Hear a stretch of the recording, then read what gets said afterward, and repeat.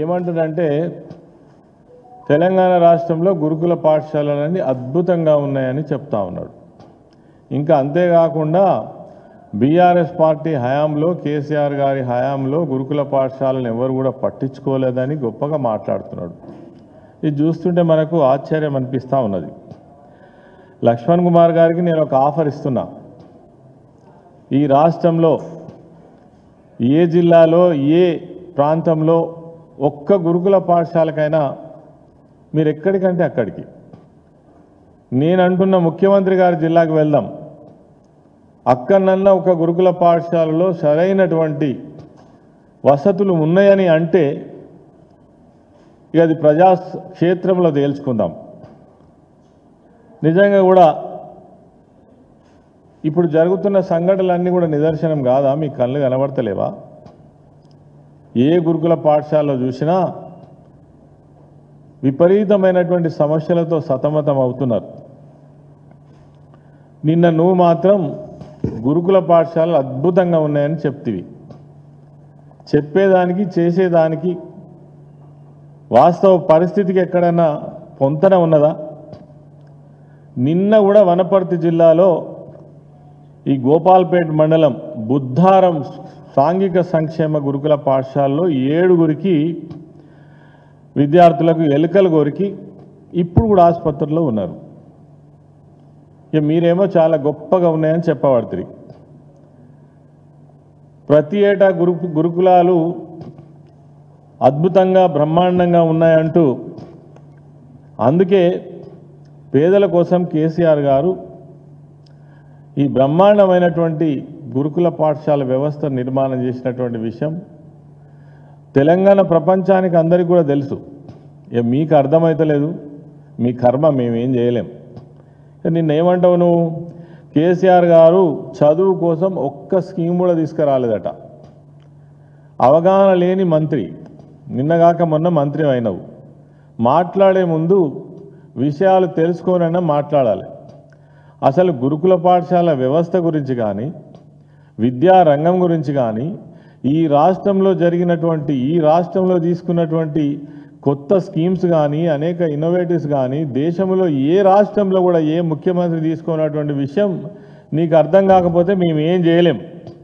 ఇక ఇంత దిక్కుమాలిన ప్రచారం చేస్తుంటే ఇక అంతకంటే దురదృష్టం ఏముంటుంది? 2014లో కేవలం 284 పేరుకు మాత్రమే ఉన్నటువంటి గురుకుల పాఠశాలలు ఉండే.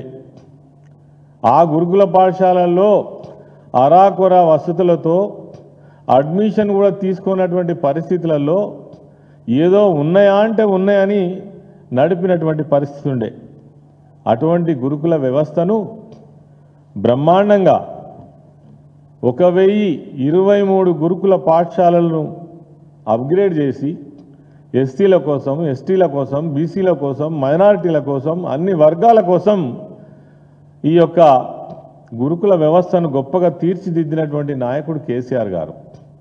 మీకు ఇదంతా అర్థం కాదు. ఆనాడు కేవలం 60,000 మందికి మాత్రమే చదువుకునే అవకాశం ఉండే. అందులో కూడా ఎవరు సరిగా అడ్మిషన్లు తీసుకోపోదురు. మేము చాలా సంవత్సరాలు ఎమ్మెల్యేగా ఉన్నా మేము గురుకుల పాఠశాలల పరిస్థితి ఆనాడు కూడా చూసినాం మేము. కానీ 6,50,000 మందికి దాదాపుగా 1,024 గురుకుల పాఠశాలను మరి ఏర్పాటు చేసి అద్భుతంగా గురుకుల పాఠశాల యొక్క ఖ్యాతిని దేశం మొత్తం మీదనే, నిజంగా చెప్పాలంటే దేశంలో ఉన్నటువంటి అనేక ప్రభుత్వాలు ఇక్కడ ఉన్నటువంటి గురుకుల పాఠశాల యొక్క పనితీరును పరిశీలించి వీళ్ళు ఎట్లా చేస్తున్నారు, ఇంత గొప్పగా ఇన్ని లక్షల మందికి ఇంత గొప్ప విద్య, ఇన్ని సౌకర్యాలు ఏ విధంగా కల్పిస్తున్నారని వాళ్ళ శాఖకు సంబంధించినటువంటి మంత్రులు కావచ్చు, శాఖాధిపతులు కావచ్చు, ఇక్కడికి వచ్చి పరిశీలించి 3-4 రోజులు ఉండిపోయినటువంటి పరిస్థితులలో మన గురుకుల వ్యవస్థ గొప్పగా మరి అభివృద్ధి చెందితే అది ఏం జరగనట్టు మాట్లాడడం అంతకంటే దురదృష్టకరమైన విషయం ఏముంటుంది? మీ దుర్మార్గమైనటువంటి పాలన వల్ల ఈ 22 నెలల కాలంలో మీ ఘనత వహించిన ప్రభుత్వం తీసుకున్నటువంటి దరిద్రపు నిర్ణయాల వల్ల మరి ఎంత ఘోరంగా ఈ గురుకుల వ్యవస్థ తయారైందో చూస్తేనే చాలా దీనమైనటువంటి పరిస్థితి కనబడతా ఉంది. అందుకే ఎంతమంది పిల్లలు చనిపోయినండి? దాదాపుగా 110 మంది పిల్లలు చనిపోయినారు వివిధ కారణాలతోటి. పాములు కరిసి, ఎలుకలు కరిసి, విషపు అన్నం తిని, అన్నంలో ఫుడ్ పాయిజనింగ్ అయ్యి, అదేవిధంగా అందులో వెంట్రుకలు వచ్చినటువంటి అన్నము, అదేవిధంగా బల్లులు పడ్డటువంటి అన్నము. ఎంత ఘోరమైనటువంటి పరిస్థితులు ఇలా గురుకుల పాఠశాలలు ఉన్నాయి. ఇవన్నీ వడ్లూరు లక్ష్మణ్ కుమార్ గారికి ఏం కనబడతలేవు. ఆయన చాలా గొప్పగా చెప్పిండు నిన్న. ఇంకా మీదకి వెళ్ళి ఏం చెప్తాడంటే, ఒక్క బిల్డింగ్ కూడా నిర్మాణం చేయలేదని చెప్తాడు. అయ్యా నువ్వు తెలియకపోతే లెక్క తెలుసుకో. మైనారిటీ వెల్ఫేర్ డిపార్ట్మెంట్లో 60 పైచీలకు 20 కోట్లకు పైచీలకు డబ్బును వెచ్చించి బ్రహ్మాండమైనటువంటి భవనాలను నిర్మించినటువంటి చరిత్ర కేసీఆర్ గారి ప్రభుత్వంలో. నేనే ఆ రోజు మైనారిటీ వెల్ఫేర్ మినిస్టర్గా ఉన్నా. అదేవిధంగా ధర్మపురిలో కూడా ఒక్క గురుకుల బిల్డింగ్ కట్టలేదని మాట్లాడుతున్నావు కదా. 17 కోట్ల రూపాయలు వెచ్చించి గొల్లపల్లిలో ఉన్నటువంటి గురుకుల బాయ్స్ పాఠశాల కోసం మేము ఆ రోజు శాంక్షన్ చేసి నేను ఫౌండేషన్ కూడా వేసిన. 20 నెలలు అయింది కదా, తీరుతలేదా? ఈ వారకన్నా పని మొదలు పెట్టించినవా? ఇది నీ కథ. ఇక నువ్వు మాకు నీతులు చెప్పుడు. అదేవిధంగా ఈనాడున్నటువంటి ప్రభుత్వం ప్రజల యొక్క ఆహారం విషయంలో కావచ్చు, అదేవిధంగా విష జ్వరాలు వచ్చి హాస్పిటల్ పాలవుతున్నప్పుడు కావచ్చు, వాళ్ళకున్న సౌకర్యాల కోసం కావచ్చు, మీకెన్నడన్నా సోయున్నదా? దీని మీద కనీసమైనటువంటి ఒక నాణ్యమైనటువంటి విద్యను అందించాలనేటువంటి ఆలోచన ఉన్నదా? మీ ముఖ్యమంత్రి కానీ నువ్వు కానీ ఎన్నడన్నా దీని మీద సమీక్ష నిర్వహించినటువంటి దాఖలాలు ఉన్నాయా? మీరు గురుకుల పాఠశాలల గురించి మాట్లాడతారు. ఇన్ని సమస్యల మధ్య విద్యార్థులు ఏం చదువుకుంటారు?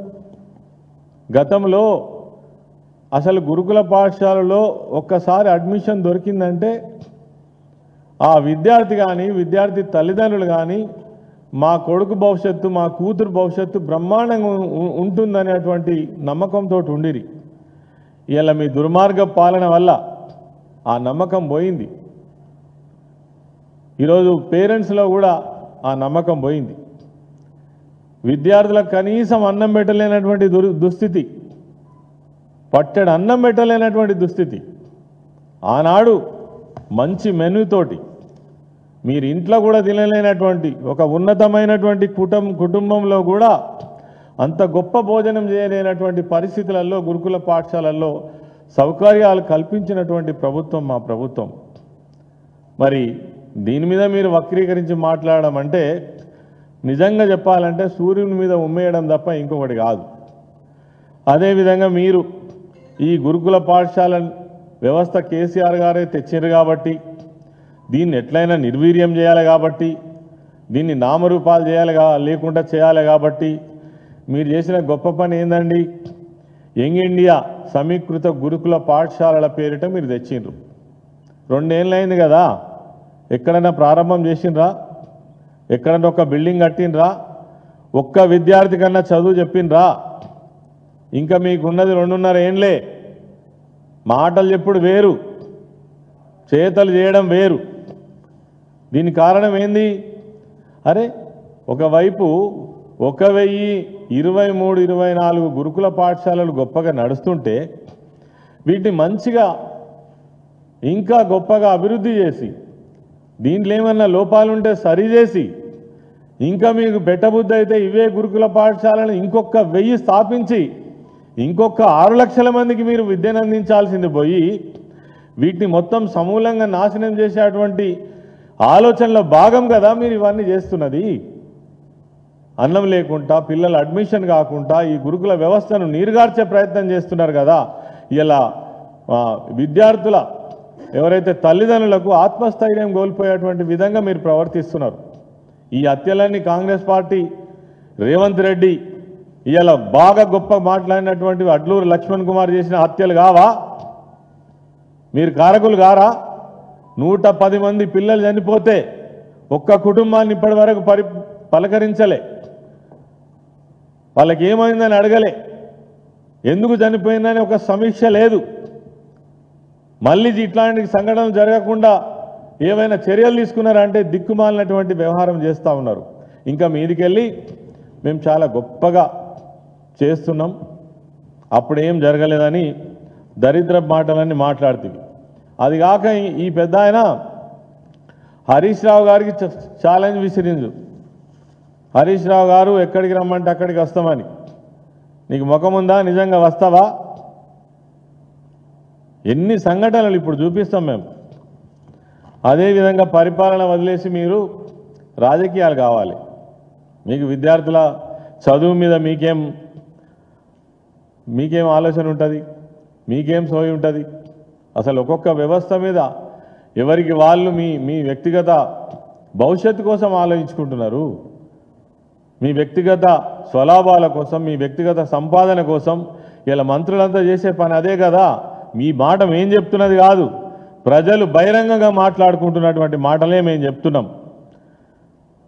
నిజంగా కూడా తరగతి గదులలో ఉండి వాళ్ళ భవిష్యత్తును ఊహించుకొని బ్రతకాల్సినటువంటి విద్యార్థులు ఇలా మీ దిక్కుమాలిన పాలన వల్ల రోడ్డుపైకి వచ్చినటువంటి మాట నిజం కాదా? అదేవిధంగా వీ వాంట్ జస్టిస్ అని విద్యార్థులు డిమాండ్ చేస్తే పోలీసులతో వాళ్ళను అరెస్ట్ చేయించి వ్యాన్లలో ఎక్కించినటువంటి చరిత్ర మీది. ఈ గురుకుల పాఠశాలల్లో ఫుడ్ పాయిజన్ సమస్యల పైన జాతీయ మానవ హక్కుల కమిషన్ ఒక నివేదిక అడిగింది. ఇచ్చినారా? లక్ష్మణ్ కుమార్ గారు నేను అడుగుతున్నా, ఇచ్చిండ్రా? ఎందుకు ఇవ్వలే నివేదిక? నీ నివేదిక ఏం లేదు. దరిద్రం అయిపోయింది తెలంగాణలో ఉన్నటువంటి గురుకుల పాఠశాలల వ్యవస్థ. అందుకే ఇచ్చే దమ్ము ధైర్యం కూడా లేదు, నివేదిక ఇచ్చే దమ్ము ధైర్యం. విద్యార్థుల యొక్క బంగారు భవిష్యత్తును ఇలా మీరు పణంగా పెట్టి రాజకీయాలు చేసే ప్రయత్నం చేస్తున్నారు. చాలా గొప్ప గొప్ప మాటలు చెప్పిండు ముఖ్యమంత్రి రేవంత్ రెడ్డి గారు.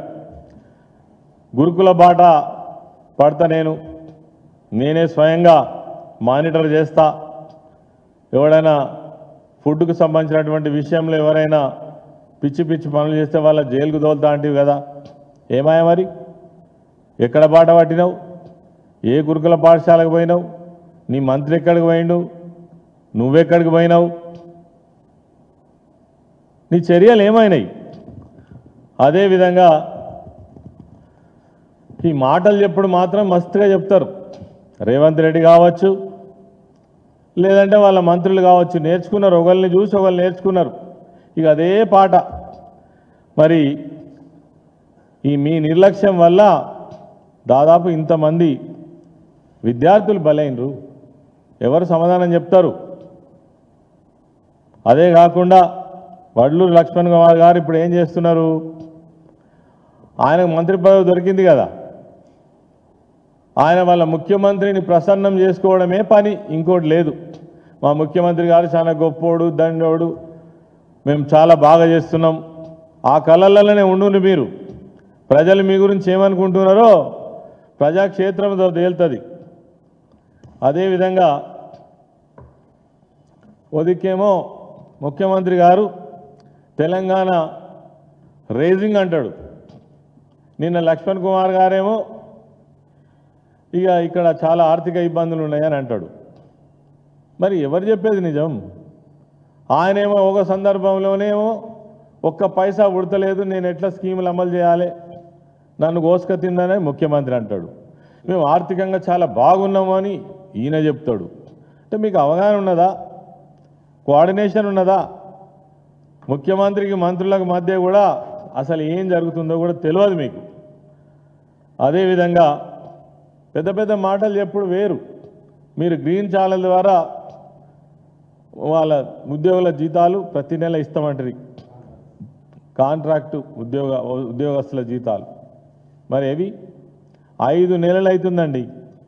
మైనారిటీ వెల్ఫేర్ డిపార్ట్మెంట్లో 5 నెలలు అవుతుంది. నిన్ననే వాళ్ళ శాఖకు సంబంధించినటువంటి కార్యదర్శిని కలిసి మేము ఇంకా జీతాలు ఇవ్వకపోతే ఫర్దర్ కార్యక్రమాన్ని మా ఉద్యమాన్ని ఉధృతం చేస్తామని చెప్పేసి చెప్పే దుస్థితి అలా మీకు.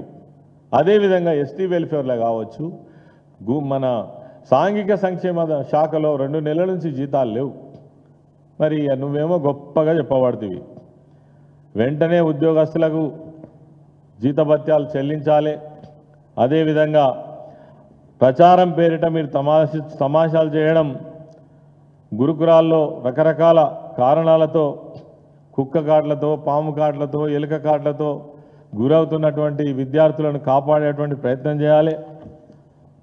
సీఎం రేవంత్ రెడ్డి గారు ఇప్పటికైనా కళ్ళు తెరిచి మీ పాలన రోజు రోజుకు పతనమవుతున్నటువంటి సమయంలో గురుకుల వ్యవస్థను కూడా మరి గాడిలో పెట్టేటువంటి ప్రయత్నం ఇప్పటికైనా చేయండి. ఎందుకంటే ఇది లక్షలాది మంది ఎస్సీ, ఎస్టీ, బీసీ, మైనారిటీ పేద వర్గాల బిడ్డల యొక్క భవిష్యత్ అనే విషయాన్ని మర్చిపోయి ప్రవర్తించకండి. ఇది ఖచ్చితంగా మిమ్మల్ని వెంటాడుతుంది. సమయం వచ్చినప్పుడు మీకు సరైన సమాధానం చెప్తుంది. అదేవిధంగా సమస్యల వలయంలో కూరుకుపోతున్నటువంటి ఈ గురుకుల పాఠశాలలపైన ప్రత్యేక దృష్టి పెట్టి సమీక్ష నిర్వహించి వెంటనే దీనిపైన తక్షణ చర్యలు తీసుకోవాలి. మీరు కళల్లో ఉండి కేసీఆర్ గారి మీదనో గత ప్రభుత్వం మీదనో ఈ యొక్క మరి అభాండాలు వేసుడు మర్చిపోయి ఈ నిజాయితీ కలిగినటువంటి గురుకుల పాఠశాల వ్యవస్థ ఎంతోమంది మరి బిడ్డలకు జీవితాన్ని ఇచ్చేటువంటి వ్యవస్థను కాపాడే ప్రయత్నం చేయాలని నేను కోరుకుంటా ఉన్నాను. అంటే ఇంకా ఒక పని ఏం చేసిందంటే వీళ్ళకి అర్జెంటుగా ఏం కావాల్సి వచ్చింది, 17 జీవో తీసుకొచ్చారు ఈ మధ్య. జీవో 17 ఏంటిదబ్బా? గురుకుల పాఠశాలల్లో వంట చేసేటువంటి మండల స్థాయిలో చేసేటువంటి కాంట్రాక్టర్స్ ఎవరైతే ఉన్నారో, మటన్ సప్లై చేసేవాళ్ళు, కూరగాయలు సప్లై చేసేవాళ్ళు, గుడ్లు సప్లై చేసేవాళ్ళు, చిన్న చిన్న కాంట్రాక్టర్స్ బతుకుదేరు కోసం దగ్గర 8 నుంచి 9 వేల మంది కుటుంబాలు వీళ్ళ జీవితాలతోటి మీ అలా ఆడుకునే ప్రయత్నం చేస్తున్నారు. 17 జీవో మీరు మొత్తంగానే రాష్ట్రం మొత్తంగా కార్పొరేట్ వ్యవస్థకి ఈ వ్యవస్థను అప్పచెప్పి మీ కమిషన్ల కోసం చేస్తున్నటువంటి ప్రయత్నం కాదా ఇది? వాళ్ళ బతుకు మీద మీరు దెబ్బ కొట్టే ప్రయత్నం చేస్తలేరా? వాళ్ళకు బిల్లులు రాక ఎన్ని రోజులు అవుతుంది? బిల్లులు రాక 4-5 నెలల నుంచి బిల్లులు ఇవ్వకపోగా ఈ టెండర్లు పూర్తి చేసేంత వరకు కూడా మీరే కంటిన్యూ చేయాలని మీరు ఆర్డర్ చేస్తారా కలెక్టర్ల ద్వారా? ఇదా న్యాయం? వాళ్ళని ఖచ్చితంగా కంటిన్యూ చేయాలని మేము డిమాండ్ చేస్తూ ఉన్నాం. అదేవిధంగా రాష్ట్రంలో బెస్ట్ అవైలబుల్ స్కూల్స్ ఏవైతే ప్రైవేట్ స్కూల్స్ గొప్పగా ఉంటాయో ప్రభుత్వం ద్వారా కొంతమందిని రికమెండ్ చేసి అందులో చదివించి ఆ ఫీజును గవర్నమెంటే కడుతుంది. దాన్ని బెస్ట్ అవైలబుల్ స్కీమ్ గతంలో కూడా ఉన్నది. మేము అధికారంలోకి వచ్చిన తర్వాత కేసీఆర్ గారి ఆదేశాల మేరకు దీన్ని గొప్పగా అభివృద్ధి చేసినాం. ఆనాడు కేవలం 9,000 సీట్లు మాత్రమే ఉండే, దాన్ని 26,000 సీట్లకు తీసుకుపోయి 26,000 మంది ఎస్సీ, ఎస్టీ పిల్లలకు భవిష్యత్తునిస్తే ఇవాళ మీరు చేసిన పని ఏంది? లక్ష్మణ్ కుమార్ గారు మీ డిపార్ట్మెంటే సమాధానం చెప్పాలి. 200 కోట్ల రూపాయలు ఇప్పటి వరకు మీరు అధికారంలోకి వచ్చినప్పటి నుంచి ఒక్క పైసా రిలీజ్ చేయలే. వాళ్ళు మేము నడపలేము అని చాలామంది విద్యార్థులను ఇంటికి పంపించేసిండ్రు. ఇంకేమంటున్నారంటే, బాబు మీ బట్టలు మీరే కుట్టించుకోండి, మేము అన్నం కూడా పెట్టలేము, మీ పుస్తకాలు మీరే తెచ్చుకోండి, మేము ప్రభుత్వం వచ్చినాక మీకు తిరిగి చెల్లిస్తామనే దుస్థితికి ఇలా తీసుకొచ్చిండ్రు. మీరా మా గురించి మాట్లాడేది? మా ప్రభుత్వం గురించి మాట్లాడేది? వెంటనే ఈ రాష్ట్రంలో ఉన్నటువంటి బెస్ట్ అవైలబుల్ స్కూల్లో చదువుతున్న 26,000 మంది ఎస్టీ, ఎస్సీ విద్యార్థుల భవిష్యత్తును దృష్టిలో పెట్టుకొని వెంటనే ఆ బిల్లులు కూడా రిలీజ్ చేయాలి. మీకు చిత్తశుద్ధి ఉంటే నిన్న బాగా లెక్కలు చెప్పినావు కదా, అచ్చిరాని లెక్కలు, ఈ డబ్బులు రిలీజ్ చేయి ఫస్ట్. ఈ డబ్బు రిలీజ్ చేసిన తర్వాత మాట్లాడు. ఇప్పటికే చాలామంది స్కూళ్ళ నుంచి వెళ్ళగొట్టిండ్రు. వాళ్ళు భరించలేరు. 2 సంవత్సరాలు ఏం చేస్తారు వాళ్ళు? కాబట్టి మరి ఈ 17 జీవో కూడా అంగన్వాడీ స్కూల్స్ కావచ్చు, కస్తూర్బా పాఠశాలలు కావచ్చు, ఈ ఎస్సీ ఎస్టీ బీసీ మైనారిటీ గురుకుల పాఠశాలలు కావచ్చు, ఇవన్నిట్లో ఈ సప్లయర్స్ ఎవరిదైతే ఉన్నారో మరి తీసేసేటువంటి కుట్ర జరుగుతూ ఉంది. అది కార్పొరేట్ వ్యవస్థకు అప్పచెప్పే ప్రయత్నం జరుగుతుంది. దీన్ని వెంటనే మానుకోవాలని కూడా మేము డిమాండ్ చేస్తూ ఉన్నాం. అదేవిధంగా మీరు వచ్చి రావడంతో విద్యార్థుల సౌకర్యాల మీద మానిటర్ చేసుడు కానీ లేదంటే సమీక్ష చేసుడు కానీ వదిలిపెట్టి మీరు ఏం చేసిండ్రు? మా ప్రవీణ్ కుమార్ గారు ఇదే వేదిక ద్వారా ఒక ప్రెస్ మీట్ చెప్పిండ్రు. ₹5.50 ఉన్నటువంటి కోడిగుడ్డు ఏకంగా ₹7 పెంచిండ్రు. ఎందుకోసం పెంచిండ్రు? ఎవరి కమిషన్ కోసం పెంచిండ్రు? లక్ష్మణ్ కుమార్ గారు మీ కమిషన్ ఎంత చెప్పాలి? ఇది 600 కోట్ల స్కామ్. నిజాయితీగా చేస్తున్నారు మీకు మీరు అనుకుంటే కాదు. అదేవిధంగా ఇలా పాత్రలు కొనే పనిలో ఉన్నారు మీరు. వంట పాత్రలు ఇలా అవసరం లేకున్నా ఎక్కడికక్కడ వాళ్ళు నిర్వహిస్తున్నా కానీ వంట పాత్రల పేరు మీద కూడా మీరు కమిషన్లు దండుకునేటువంటి ప్రయత్నం చేస్తున్నారు. మరి ఈ ప్రయత్నం వల్ల మీరు తీసుకున్నటువంటి ఈ దుర్మార్గమైనటువంటి చర్యల వల్ల మొత్తం గురుకుల వ్యవస్థనే నిర్వీర్యమయ్యేటువంటి అవకాశం ఉన్నది. మా బిడ్డలు ఒకప్పుడు చాలా గొప్పగా ఉన్నారు, విదేశాలలో పోయి చదువుకున్నారు. మీ చేతగాని తనం వల్ల ఇలా సిఓయూలు ఏవైతే ఉన్నాయో సెంట్రల్ ఆఫ్ ఎక్సలెన్సీ పేరిట అభివృద్ధి చేసినటువంటి నారాయణ శ్రీ చైతన్య కాలేజీలకు స్కూళ్లకు ధీటుగా తయారు చేసినటువంటి వ్యవస్థను కూడా నిర్వీర్యం చేసి ఈసారి కనీసం మరి అడ్మిషన్లు కూడా సరిగా కానటువంటి పరిస్థితి ఉన్నది. నువ్వేమో నిన్న గొప్పగా చెప్పినావు ఆ అడ్మిషన్లు బాగున్నాయని. నేను ఉదాహరణకు చెప్తున్నా, ఆనాడు 50,000 సీట్లు ఇచ్చేటువంటి అవకాశం ఉంటే 4 లక్షల అప్లికేషన్లు వచ్చినాయి. మరి ఎక్కడి నుంచి మేము ఇవ్వలేక ఆ రోజు మరి మేము వాళ్ళని అడ్జస్ట్ చేసే ప్రయత్నం చేసినాం. ఇవాళనేమో సీట్లు నిండని పరిస్థితి. అదేవిధంగా SC ST BC fee reimbursement ఇప్పటి వరకు ఇవ్వలేదు. దీనికి సమాధానం చెప్పు లక్ష్మణ్ కుమార్. నువ్వు చెప్తావా? మీ ముఖ్యమంత్రి చెప్తాడా? ఎవరు సమాధానం చెప్తాడు? వీళ్ళు కాదా ఎస్సీ ఎస్టీలు? వాళ్ళు చదువుకోవద్దా? నీకు మంత్రి పదవి వస్తే చాలా? మేము కూడా మంత్రి పదవి చేసినాం, ఇట్లా లేం. అదేవిధంగా ఎన్ని సంఘటనలబ్బా, ఎన్ని సంఘటనలు. ఇగో ఫుడ్ పాయిజనింగ్ అయి, అదేవిధంగా సర్కార్ మందులు లేక ఇగో హాస్పిటల్ ముందు ఆందోళన చేస్తున్నటువంటి పరిస్థితి. 60 మంది విద్యార్థులు అస్వస్థతకు గురై హాస్పిటల్లో బెడ్ల మీద ఉన్నటువంటి పరిస్థితి. అదేవిధంగా పురుగుల అన్నం తిన్నటువంటి పిల్లలు ధర్నా చేస్తున్నటువంటి పరిస్థితి. అదేవిధంగా ఒకే బెడ్పై ఇద్దరిని పడుకోబెట్టినటువంటి పరిస్థితి. ఇక ఈయనేమో గురుకుల పాఠశాలలు చాలా బాగున్నాయని అంటారు. అదేవిధంగా ఇగో గురుకుల పాఠశాలలో ఉండే పరిస్థితి చాలా దయనీయం. ఎన్నడైనా పోయి చూసినావా లక్ష్మణ్ కుమార్? ఒక్కసారి పోయి చూడు, అక్కడ ఏం జరుగుతుందో తెలుస్తుంది. మంచినీళ్ళు ఎట్లున్నాయో, మరి అన్నం ఎట్లున్నదో, పిల్లల పరిస్థితి దయనీయమైన పరిస్థితి ఎట్లున్నదో తెలుస్తుంది. మాటలు చెప్పుడు వేరు, చేతలు చేయడం వేరు. చేతలు చేసినటువంటి ప్రభుత్వం కేసీఆర్ గారి ప్రభుత్వం, చేసి చూపించినటువంటి ప్రభుత్వం కేసీఆర్ గారి ప్రభుత్వం. ఇక మీకు ఈ లిస్టు చూపిస్తున్నా నేను.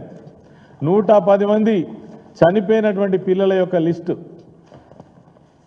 వాళ్ళ ఇళ్ళకి పోయినరా? వాళ్ళని బలకరించినరా? ఎప్పుడైనా అయ్యో ఎందుకు జరిగింది, ఇది మా వల్లనే కదా జరిగింది, మేమే బాధ్యత వహించాలి కదా, కుటుంబాలను ఆదుకోవాలి కదా అనేటువంటి ఆలోచన కూడా చేయనటువంటి మీరు ఇలా హరీష్ రావు గారిని గురించి మాట్లాడతారు, కేసీఆర్ గారిని గురించి మాట్లాడతారు, గతంలో సంక్షేమ శాఖ నిర్వహించినటువంటి నా గురించి మాట్లాడతారు.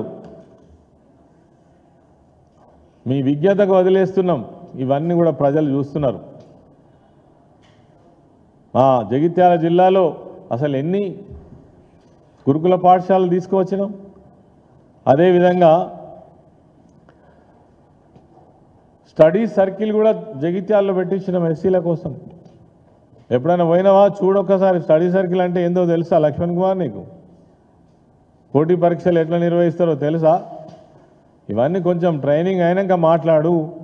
ఉట్టుగానే పెద్ద పెద్ద మాటలు చెప్తే చాలా పెద్దోని అవుతామని అనుకుంటే మంచిది కాదు. కొత్తగా మంత్రి అయినావు, 5 సంవత్సరాలు మంచిగా పరిపాలన చేయి, నీకు ఇచ్చిన శాఖలను గొప్పగా నిర్వహించే ప్రయత్నం చేయి, ఆరోపణలు కాదు పని చేయి ఫస్ట్. మరి ఇవన్నీ కూడా వాస్తవాలు మేము చెప్పినటువంటివి. వాళ్ళ ముఖ్యమంత్రి కానీ మంత్రులు కానీ సంక్షేమ శాఖ మంత్రి పర్టికులర్గా వీటన్నిటి కూడా సమాధానం చెప్పాలి, చర్యలు తీసుకోవాలని బీఆర్ఎస్ పార్టీ పక్షాన మేము డిమాండ్ చేస్తా ఉన్నాం.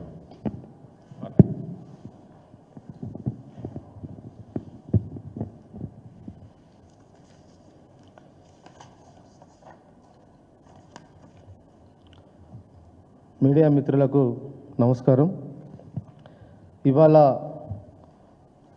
కాంగ్రెస్ ప్రభుత్వం నిర్వహించిన గ్రూప్ 1 పరీక్షను రివాల్యుయేషన్ చేయాలని చెప్పి ఇవాళ హైకోర్టు ఇవాళ తీర్పు ఈ రాష్ట్ర ప్రభుత్వానికి ఒక చెంపదెబ్బలాగా ఇవాళ బీఆర్ఎస్ విద్యార్థి విభాగం ఇవాళ భావిస్తూ ఉన్నది. గతంలో చాలాసార్లు విద్యార్థులందరూ కూడా ఈ ప్రభుత్వానికి మొరపెట్టుకున్నారు. గ్రూప్ 1 పరీక్షల్లో అవకతవకలు జరుగుతున్నాయి, జిఆర్ఎల్ సరిగా పాటించట్లేదు, వాల్యుయేషన్ సరిగా చేయట్లేదు, తెలుగు మీడియం అభ్యర్థులకు చాలా అన్యాయం జరుగుతుందని చెప్పి చాలామంది గ్రూప్ 1 అభ్యర్థులు నిరుద్యోగులందరూ తెలంగాణ భవన్కి వచ్చి BRS party working president KTR గారిని కలిసారు. అదేవిధంగా అన్ని రాజకీయ పార్టీల నాయకులను అధ్యక్షులను కలిసి ఎన్నిసార్లు మొరపెట్టుకున్నా కూడా ఈ ప్రభుత్వం మొండిగా వ్యవహరించి గ్రూప్ 1 విషయంలో ముందుకెళ్ళింది. గతంలో 503 పోస్టులకు కేసీఆర్ గారు నోటిఫికేషన్ ఇచ్చి ఎగ్జామ్ నిర్వహిస్తే ఆ రోజు ఇదే గ్రూప్ 1 అడ్డుకుంటానికి అనేకమైన ప్రయత్నాలు ఈ కాంగ్రెస్ పార్టీ అధ్యక్షుడిగా వ్యవహరించిన రేవంత్ రెడ్డి గారు అడ్వకేట్లను పెట్టి గ్రూప్ 1 రద్దుకు ఆ రోజు రద్దు చేయడంలో ప్రధాన పాత్ర వహించారు. ఆ రోజు ఎన్నికలు రావడం వల్ల మళ్ళీ గ్రూప్ 1 పరీక్ష నిర్వహించలేకపోవడం జరిగింది. కాంగ్రెస్ ప్రభుత్వం అధికారంలోకి వచ్చిన తర్వాత సుప్రీంకోర్టు తీర్పు ప్రకారం అప్పటి వరకు ఎవరైతే అభ్యర్థులు అప్లై చేసుకున్నారో వాళ్ళ పేపర్లు మాత్రమే వాళ్ళనే పరీక్ష నిర్వహించి వాళ్ళకే ఎగ్జామ్ కండక్ట్ చేయాల్సిన బాధ్యత ఉన్నప్పుడు కూడా ఈ ప్రభుత్వం మొండిగా వ్యవహరించి కేసీఆర్ గారు ఇచ్చారు నోటిఫికేషన్ ఇచ్చారు కాబట్టి దీన్ని రద్దు చేయాలనే ఉద్దేశంతో 503 పోస్టుల నోటిఫికేషన్ రద్దు చేసి మళ్ళీ ఒక 60 పోస్టులను కలిపి అడిషనల్గా 60 పోస్టులను కలిపి వాళ్ళ నోటిఫికేషన్ ఇచ్చింది ప్రభుత్వం. ఆనాడు కేసీఆర్ గారు జీవో నంబర్ 50 తీసుకొచ్చి అన్ని వర్గాల ప్రజలకు రిజర్వేషన్ ఉండాలి, పేపర్లో ప్రిలిమ్స్లో రిజర్వేషన్ ఉండాలి, మెయిన్స్లో రిజర్వేషన్ ఉండాలి, అన్నింటిలో రిజర్వేషన్ ఉండాలని చెప్పి కేసీఆర్ గారు జీవో నంబర్ 50 తీసుకొస్తే ఇవాళ రిజర్వేషన్ వర్గాలకు వ్యతిరేకంగా ఇవాళ కొత్తగా ఇచ్చిన జీవో లోపల జీవో నంబర్ 29 తీసుకొచ్చి ఇవాళ రిజర్వేషన్ వర్గాలకు అన్యాయం చేయడానికి ఇవాళ రేవంత్ రెడ్డి ప్రభుత్వం ముందుకు వచ్చింది. ఇది తప్పు అని చెప్పి గ్రూప్ 1 అభ్యర్థులు అందరూ కూడా ఇందిరా పార్క్లో ధర్నా చేశారు. ఈ ప్రభుత్వంలో ప్రతి మంత్రిని కలిసి అభిప్రాయాన్ని వ్యక్తం చేసినా కూడా ఈ ప్రభుత్వం మొండిగా వివరించి ఎగ్జామ్ నిర్వహించింది. ఆ ఎగ్జామ్ అన్న కరెక్ట్ నిర్వహించారంటే కరెక్ట్ నిర్వహించలేదు. సెంటర్లో వాళ్ళు ఇచ్చిన అటెండ్ అయిన అభ్యర్థి ఒక తీరు ఉంటుంది, రిజల్ట్ వచ్చిన తర్వాత ఒక తీరు ప్రకటిస్తారు. ఈ రకంగా గ్రూప్ 1 పరీక్షా విధానంలో చాలా అవకతవకలు జరిగాయని చెప్పి గ్రూప్ 1 అభ్యర్థులు దాదాపు 20 మంది హైకోర్టుకి వెళ్ళడం ఈ ప్రభుత్వానికి చెంపదెప్ప కాదని చెప్పి ఇవాళ మేము ప్రశ్నిస్తూ ఉన్నాం. అందుకనే మళ్ళీ మేము డిమాండ్ చేస్తూ ఉన్నాం, మీ దగ్గర ఇవాళ గ్రూప్ 1 పరీక్ష రివాల్యుయేషన్ లోపల ఎంతమంది ప్రొఫెసర్లు ఉన్నారో వాళ్ళకు సరైన సమయం ఇచ్చి మళ్ళీ రివాల్యుయేషన్ నిర్వహించాలని చెప్పి ఇవాళ బీఆర్ఎస్ విద్యార్థి విభాగం ఇవాళ డిమాండ్ ఇస్తుంది. గతంలో మీరు చేసిన వాల్యుయేషన్ ప్రకారం హరీబరీగా వాల్యుయేషన్ చేసి మళ్ళీ గ్రూప్ 1 అభ్యర్థులకు అన్యాయం చేయొద్దని చెప్పి ఇవాళ ప్రభుత్వాన్ని మేము డిమాండ్ ఇస్తూ ఉన్నాం. మీరు ఎవరికో లబ్ధి చేకూర్చడానికి పరీక్షలు రాయని వాళ్లకు హాల్ టికెట్ ఇష్యూ చేసి వాళ్ళను మెరిట్ గ్రూప్ 1 రాసినట్టుగా మీరు ఇవాళ ప్రకటించడం గతంలో జరిగింది. ఇవన్నీ అవకతవకలు జరిగినాయి కాబట్టి ఇవాళ అభ్యర్థులందరూ కూడా ఇవాళ హైకోర్టుకి వెళ్తే హైకోర్టు ఇవాళ ఈ ప్రభుత్వానికి చెంప మీద దెబ్బ కొట్టినట్టుగా ఇవాళ తీర్పునిచ్చింది. కాబట్టి ఈ ప్రభుత్వం తప్పును ఒప్పుకోవాలని చెప్పి బహిరంగ క్షమాపణ ఇవాళ గ్రూప్ 1 అభ్యర్థులకు చెప్పాలని చెప్పి ఇవాళ రేవంత్ రెడ్డి గారి ప్రభుత్వాన్ని మేము డిమాండ్ ఇస్తూ ఉన్నాం. దయచేసి ఇప్పటికైనా ప్రభుత్వం పట్టింపులో పోకుండా మేమే గ్రూప్ 1 నిర్వహించడం 563 పోస్టులకు నేనే నోటిఫికేషన్ ఇచ్చానని చెప్పి ఇవాళ క్రెడిట్ కోసం పోకుండా మళ్ళీ ఎగ్జామ్ నిర్వహించి పారదర్శకంగా నిర్వహించి రిజల్ట్ ఇవ్వాలని చెప్పి ఇవాళ ప్రభుత్వాన్ని మేము డిమాండ్ ఇస్తూ ఉన్నాం. ఇవాళ జాబ్ క్యాలెండర్ అని చెప్పి విడుదల చేశారు. ఒక్క పోస్టున్న ఇవాళ జాబ్ క్యాలెండర్ ప్రకారం మీరు నోటిఫికేషన్ ఇచ్చారా? ఎందుకు ఇచ్చారట జాబ్ క్యాలెండర్? ఎన్నికల్లో హామీ ఇచ్చారు, ప్రియాంక గాంధీ గారిని తీసుకొచ్చి యూత్ డిక్లరేషన్ హామీ ఇచ్చారు, జాబ్ క్యాలెండర్ ఇస్తాం, జాబ్ క్యాలెండర్ ప్రకారం మీ ఉద్యోగాలు భర్తీ చేస్తా అని చెప్పి ఇప్పటికి 20 నెలలైనా ఆ జాబ్ క్యాలెండర్లో ఒక్క పోస్ట్ అయినా మీరు భర్తీ చేస్తారని చెప్పి ఇవాళ నిరుద్యోగులందరూ ప్రశ్నిస్తూ ఉంటే ఈ ప్రభుత్వం సమాధానం చెప్పలేకపోతుంది. గతంలో కేసీఆర్ ఇచ్చిన నోటిఫికేషన్లను కేసీఆర్ గారు ఉన్నప్పుడు నిర్వహించిన పరీక్షలను ఆ రిజల్ట్ కొన్నిటికి రిజల్ట్ ఇచ్చి అన్నిటికీ మొత్తం మేమే 60,000 పోస్టులు మేమే భర్తీ చేస్తామని చెప్పడానికి ఈ ప్రభుత్వానికి సిగ్గు అనిపిస్తలేదా? మీరు ఇవాళ ముఖ్యమంత్రి అయిన తర్వాత ఎన్ని పోస్టులు మీరు ఆర్థిక శాఖ నుంచి అనుమతి ఇచ్చారో ఇవాళ మీరు బయట పెట్టాలని చెప్పి ఇవాళ ప్రభుత్వాన్ని వాళ్ళని డిమాండ్ ఇస్తూ ఉన్నాం. ఆర్థిక శాఖ నుంచి ఎలాంటి అనుమతులు ఇవ్వలే, 60 పోస్టులు తప్ప మీరు కొత్తగా ఇచ్చింది మీరు ఏం లేదు. ఇవాళ డిఎస్ఏలో కూడా గతంలో కేసీఆర్ ఇచ్చిన పోస్టులనే ఇవాళ మళ్ళీ మీరు పరీక్ష నిర్వహించారు తప్ప కొత్తగా మీరు ఇచ్చిన ఉద్యోగాలు ఏమి లేని విషయాన్ని ఇవాళ ప్రభుత్వం గుర్తుంచుకోవాలి. మొన్న ఉస్మాన్ యూనివర్సిటీకి రేవంత్ రెడ్డి గారు వచ్చారు, ఇప్పటికే 60,000 ఉద్యోగాలు ఇచ్చినాం, ఇంకొక 40,000 ఉద్యోగాలు ఉన్నాయి, అవి రాబోయే 2.5 సంవత్సరాల లోపల భర్తీ చేస్తా అన్నాడు. అంటే అర్థమైంది ఈ 5 సంవత్సరాల లోపల కాంగ్రెస్ ప్రభుత్వం ఒక 50,000 ఉద్యోగాలు మాత్రమే మేము భర్తీ చేస్తామని చెప్పకనే చెప్పిన విషయాన్ని ఇవాళ నిరుద్యోగులందరూ ఇవాళ ఆలోచన చేయాలని చెప్పి ఇవాళ ప్రభుత్వాన్ని ఆలోచన చేయాలని చెప్పి ఇవాళ మేము కోరుతా ఉన్నాం. 2 లక్షల ఉద్యోగాలు ఖాళీలు ఉన్నాయని చెప్పిన హోదా ఎన్నో మీటింగ్లలో రేవంత్ రెడ్డి గారు ఆ రోజు పిసిసి అధ్యక్షుడు హోదా లోపల నిరుద్యోగులకు ఇవాళ హామీలు ఇచ్చిండు, మేము అధికారంలోకి వస్తే 2 లక్షల ప్రభుత్వ ఉద్యోగాలు భర్తీ చేస్తా అని చెప్పి ఇవాళ రేపు రాబోయే 2 సంవత్సరాల వరకు కూడా 50,000 ఉద్యోగాలు కూడా భర్తీ చేసే పరిస్థితి ఇవాళ కనిపిస్తలేదు. కాబట్టి మీరు చేసిన తప్పులను ఇప్పటికైనా ప్రజల ముందు నిరుద్యోగుల ముందు రేవంత్ రెడ్డి గారు ఒప్పుకోవాలి. నేను అబద్ధాలు ఆడి అధికారంలోకి వచ్చినా నేను మాట తప్పుతానని చెప్పి ప్రజలకు క్షమాపణ చెప్పాలి, విద్యార్థులకు క్షమాపణ చెప్పాలని చెప్పి ఇవాళ మేము ప్రభుత్వాన్ని డిమాండ్ ఇస్తా ఉన్నా. ఇప్పటికైనా ప్రభుత్వం జాబ్ క్యాలెండర్ అమలు చేయాలి. ఏ డిపార్ట్మెంట్లో ఎన్ని పోస్టులు ఖాళీ ఉన్నాయో డిపార్ట్మెంట్ల వారీగా ఆ జాబ్ క్యాలెండర్ రివైజ్ చేసి ఆ డేట్లతో ఆ ఖాళీల లోపల కొత్త పోస్టులను మీరు ఎన్ని పోస్టులు ఖాళీలు ఉన్నాయో ఇవాళ నిరుద్యోగులకు చెప్పాల్సిన బాధ్యత ఈ ప్రభుత్వం మీద ఉందని చెప్పి మేము కోరుతా ఉన్నాం. కాబట్టి ఇప్పటికైనా ప్రభుత్వం పంతానికి పట్టింపులకు పోకుండా ఈ గ్రూప్ 1 రద్దేసి మళ్ళీ పరీక్ష నిర్వహించాలని చెప్పి ప్రభుత్వాన్ని డిమాండ్ ఇస్తా ఉన్నాం. పాత్రికేయ మిత్రులందరికీ నమస్కారం. ఇప్పుడే ఈశ్వరన్న గారి ఆధ్వర్యంలో గురుకుల పాఠశాలల పరిస్థితి ఏ విధంగా ఉన్నదనేది పెద్దలు మాజీ మంత్రి వాళ్ళు ఈశ్వరన్న చెప్పడం జరిగింది. అదేవిధంగా గ్రూప్ 1 గురించి గిల్ గారు చెప్పడం జరిగింది. కానీ మేమేం తెలియజేస్తున్నామంటే ఏదైతే వీళ్ళు ఇచ్చినటువంటి 60,000 నియామక పత్రాలు ఇచ్చినారని చెప్పినారో అవన్నీ కూడా కేసీఆర్ గారి టైంలోనే గత ప్రభుత్వంలోనే నోటిఫికేషన్లు వచ్చినాయి. అవి డేట్లతో సహా చెప్తాం మేము. ఏదైతే స్టాఫ్ నర్స్ ఉద్యోగానికి 30/12/2022 రోజు నోటిఫికేషన్ ఇవ్వడం జరిగింది. పరీక్ష 30/8/2023లో పరీక్ష నిర్వహించడం జరిగింది. కానీ అది 21 జనవరి రోజు 2024లో ఏదైతే ఈరోజు ముఖ్యమంత్రిగా ఆయన నియామక పత్రాలు అందించడం జరిగింది. అదేవిధంగా కానిస్టేబుల్ ఎస్ఐలకు మేము నోటిఫికేషన్ ఇచ్చింది 25/4/2022 రోజు, పరీక్ష నిర్వహించింది 28/8/2022. నియామక పత్రాలు అది కోర్టులో కేసు ఉండే కేసు మొత్తం అయిపోయి 14 ఫిబ్రవరి 2024లో నియామక పత్రాలు అందించారు.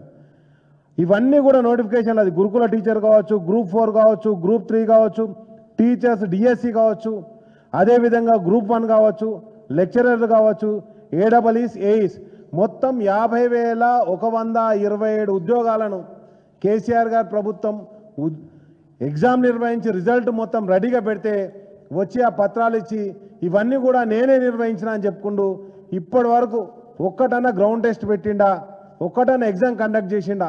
ఇదంతా ఒక అంశమైతే ఈరోజు గ్రూప్ 1లో జరిగినటువంటి అవినీతి అక్రమాలు ఎన్నిసార్లు మేము చెప్పినా కానీ పట్టించుకొని ప్రభుత్వానికి ఈరోజు హైకోర్టు అద్భుతమైన తీర్పునివ్వడం జరిగింది. కానీ ఒక బాధాకరమైన విషయం ఏంటంటే ఎవరైతే విద్యార్థులు చాలా కష్టపడి చదువుకున్నారో వాళ్ళందరికీ కూడా ఈరోజు ఒక దుఃఖంలో కూడుకొని ఉంటారు. ఎందుకంటే ఆ రోజు బట్టి విక్రమార్క గారు అపోజిషన్ లీడర్గా ఉండి ఆయన డిమాండ్ చేసింది 1:100 మెయిన్స్కి అటెండ్ చేయాలని చెప్పేసి కోరినరు. కానీ కాంగ్రెస్ ప్రభుత్వం వచ్చిన తర్వాత 1:50 పిలవడం జరిగింది. 1:50 పిలిచిన తర్వాత కూడా దాంట్లో ఒక 3,000 పైచీలకు విద్యార్థులను రోస్టర్ పాయింట్ కలవలేదని చెప్పేసి కొత్తగా యాడ్ చేశారు. ఆ 3,000 మంది ఏ క్యాస్ట్కు సంబంధించిన వాళ్ళు, ఏ రీజన్కు సంబంధించిన వాళ్ళు, ఏ ఏ రిజర్వేషన్ రోస్టర్ ఆఫ్ ఆర్డర్లో రాలేదు అని చెప్పేసి ఇంతవరకు ప్రకటించలేదు. అక్కడనే వీళ్ళ అవినీతి అర్థమైపోతుంది. అదేవిధంగా 1:1 ఇంటర్వ్యూలకు పిలవాల్సినటువంటి ఉద్యోగాలకు వీళ్ళు 1:2లో పిలిచి ఆ ఉద్యోగాలన్నీ ఓపెన్ మార్కెట్లో అమ్మకానికి పెట్టుకుంటున్నటువంటి పరిస్థితి. కాబట్టే ఈరోజు హైకోర్టు స్పష్టంగా చెప్పింది, మీరు పిలిచినటువంటి 1:15 దాటి పిలిచిర్రు. అదేవిధంగా మీరు ఈరోజు ఏదైతే ఇంప్లిమెంట్ చేసిర్రో ఎగ్జామ్ కండక్ట్ చేయమని చెప్పింది. కాబట్టి కాంగ్రెస్ పార్టీ ఒక ఎగ్జామ్ నిర్వహించడంలో కూడా పూర్తిగా విఫలమైంది. వాళ్ళు ఏదైతే చెప్పుకుంటున్నటువంటి ఆడంబరాలకు మన ఉస్మానియా యూనివర్సిటీలో చెప్పారు. ఏమని చెప్పిండు? మా కేటీఆర్ గారు చదువు గురించి మాట్లాడినటువంటి రేవంత్ రెడ్డి గారు తను ఏడ చదువుకున్నాడో ఇంతవరకు చెప్పలే. మా కేటీఆర్ గారు చదువుకున్నారు, 10th దాకా ఈడ చదువుకున్నాడు, ఇంటర్మీడియట్ గుంటూరులో చేసిండు, నిజాం కాలేజీలో డిగ్రీ చదువుకున్నాడు, పూణేలో పీజీ చేసిండు, యుఎస్లో MBA చేసిండు. మరి నువ్వేడ చదువుకున్నావు? నీ చదువు గురించి ఒక్కసారి చెప్పలే మాకు. నువ్వేడ చదువుకున్నావు, ఏం సర్టిఫికేట్ ఉందో, ఏ అర్హతతోటి ఉస్మానియా యూనివర్సిటీకి వచ్చి మా విద్యార్థి మేధావులను ఛాలెంజ్ చేసినావు, ఎప్పుడు చెప్పలే. ఈరోజు నేనేమంటానంటే ఆయన ఒక ఎగ్జామ్ రాయలే, ఒక ఎగ్జామ్ పెట్టనీకి రాదు, లేకపోతే ఒక ఉద్యోగం నియమించడం రాదు. కానీ ఏమనంటే ప్రతి వేదిక మీద కేసీఆర్ గారిని తిట్టడం, కేటీఆర్ గారిని తిట్టడం, ఆ తర్వాత ఆ తిట్లతోటే దాన్ని కంప్లీట్ చేసుకొని పోవడం. ఈరోజు కూడా ఛాలెంజ్ చేస్తున్నాం, వెంటనే గ్రూప్ 1 ఉద్యోగాన్ని మళ్ళీ నిర్వహించి మా విద్యార్థులకు భవిష్యత్తు నిర్మించాలి. అదేవిధంగా జాబ్ క్యాలెండర్ను ఓపెన్ చేయాలి. మా ఈశ్వరన్న చెప్పినట్టుగా గురుకుల పాఠశాలకు అన్నిటికీ వెంటనే నిధులు కేటాయించాలి, వాళ్ళ బిల్లులు ఇవ్వాలి. ఆ పిల్లలను ఆదుకునే విధంగా ప్రభుత్వం ముందుకు పోవాలని, లేకపోతే గతంలో ఏదైతే కార్యాచరణ తీసుకొని బీఆర్ఎస్ పార్టీ తరఫున పోరాటం చేసినామో మరొకసారి పోరాటానికి బీఆర్ఎస్ పార్టీ సిద్ధమైతే అని చెప్పేసి కూడా కాంగ్రెస్ పార్టీని హెచ్చరిస్తున్నా.